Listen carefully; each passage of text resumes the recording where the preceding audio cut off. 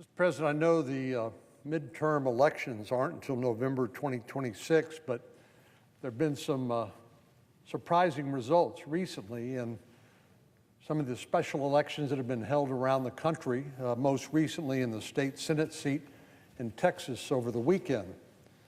Taylor Remitt, a Democrat, won handily in a district won by President Trump by 17 points in 2024. Some people are calling this a warning sign to Republicans, suggesting that support for the GOP is waning in Texas.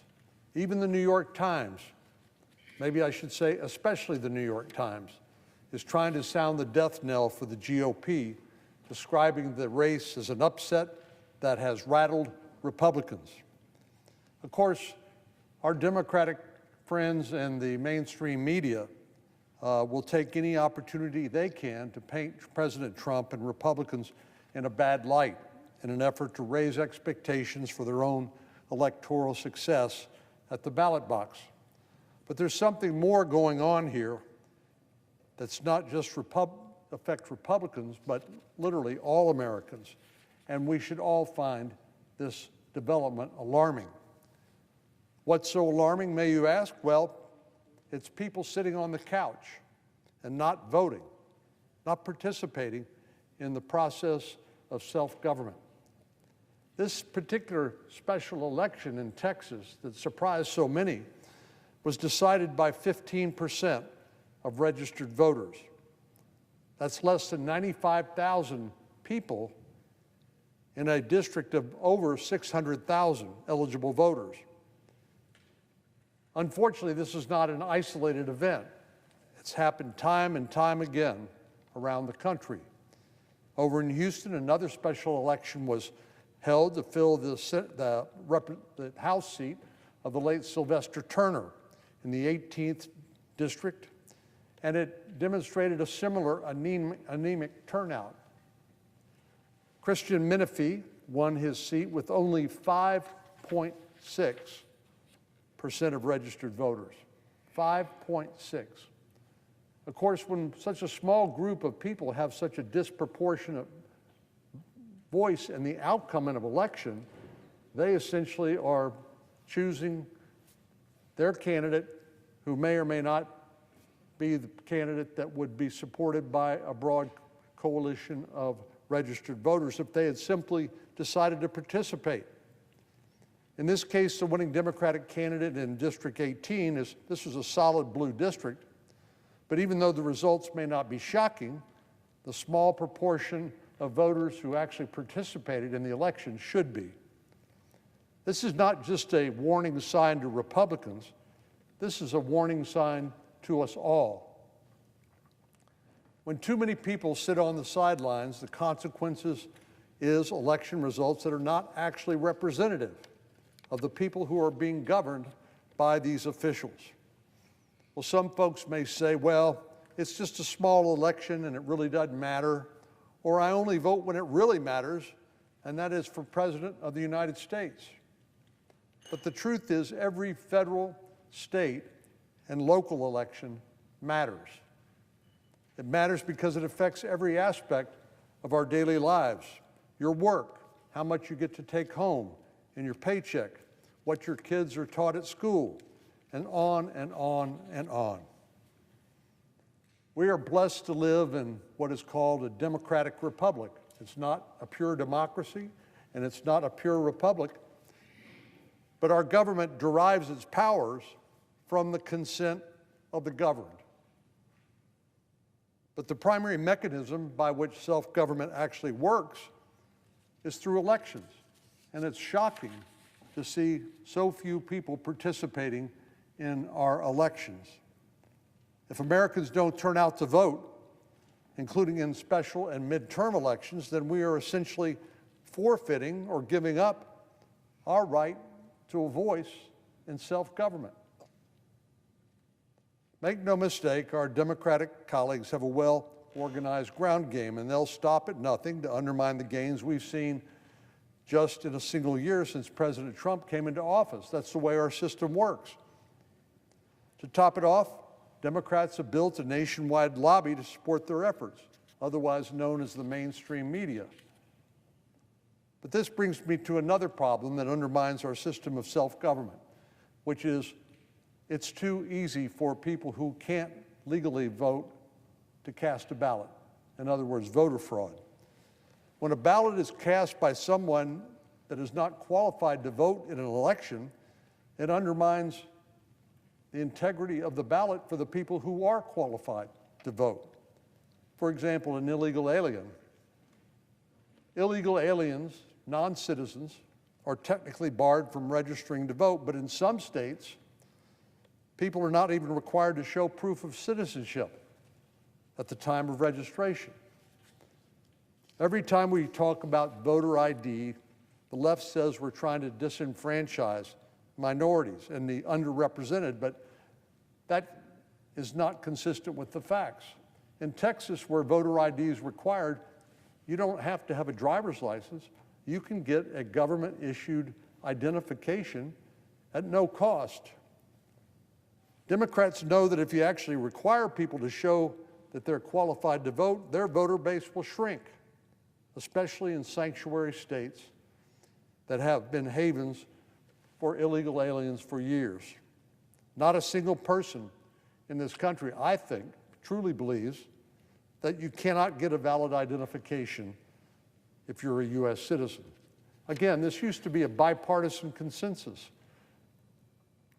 You need identification to buy a car, to buy a phone, to get on an airplane, to open a bank account, to cash a check. So I find it hard to believe that any rational person would object to requiring a person to show that they are a citizen to vote in elections that are meant to represent all of us at all levels of government. With the dramatic rise in mail-in voting that happened during COVID-19, many Americans had concerns about this particular method of voting and that it might be abused. But if the truth be told, it was. But you don't hear much about the convictions across the country against those who've committed voter fraud. After all, the ballot is mailed to the wrong address. There's not much stopping the wrong person from filling it out, pretending to be someone they're not, forging a signature and dropping it in the mail. It's pretty easy. It's too easy. Nor is there anything to stop ballot harvesting, which is actually legal in some states, and collection by, quote, well-meaning, close quote, organizations and individuals who are just trying to, quote, help out their fellow citizen. Well, this is a very disturbing pattern. I believe the American people deserve better than to have their concerns about election security swept under the rug. I want to commend my friends, the leadership in the state of Texas, the legislature, the governor, and the lieutenant governor speaker, for taking this issue seriously and working hard to make sure that mail-in voting is secure. But unlike Texas, many blue states are unfortunately not doing their part to make sure that only legally qualified voters can cast a ballot. So I'm thankful to our colleague, Senator Mike Lee of Utah, for introducing the Save America Act that will require proof of citizenship at the time of registration, as well as photo identification at the time of voting. It doesn't seem like a big burden for voters to be able to show that they are qualified to vote and that they are who they say they are through voter ID. I'm a proud co-sponsor of the Save America Act, which I believe is long overdue to strengthen the integrity of our election systems.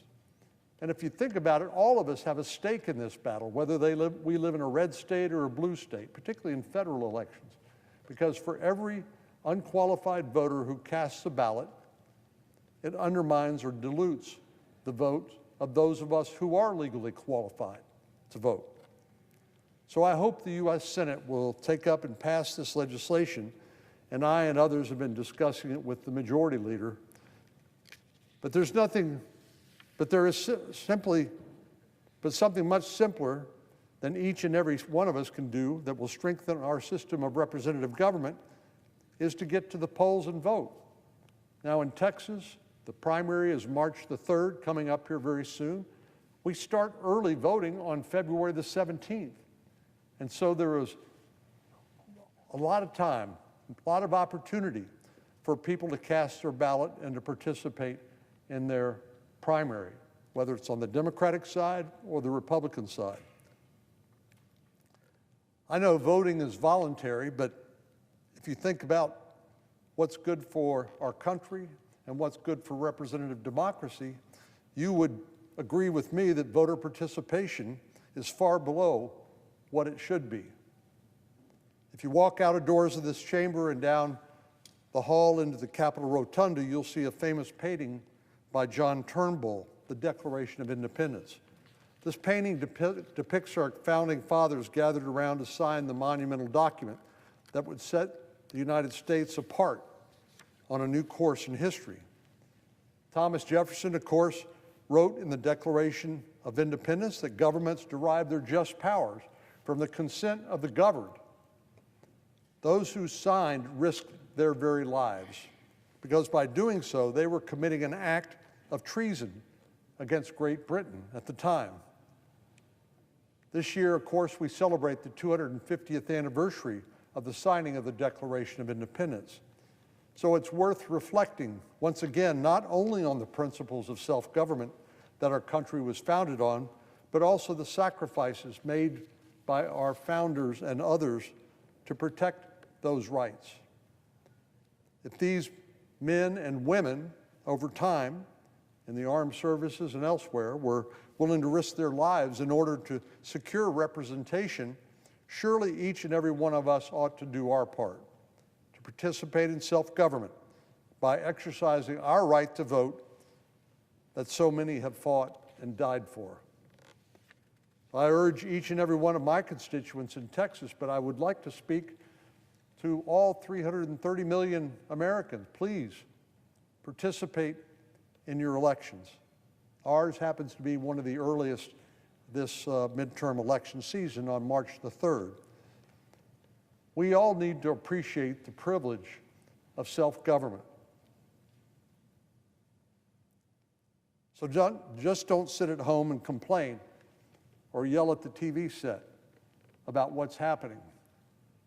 Make a difference, let your voice be heard, participate in this incredible experiment now we've had for 250 years in self-government that has served us so well. Mr. President, I yield the floor.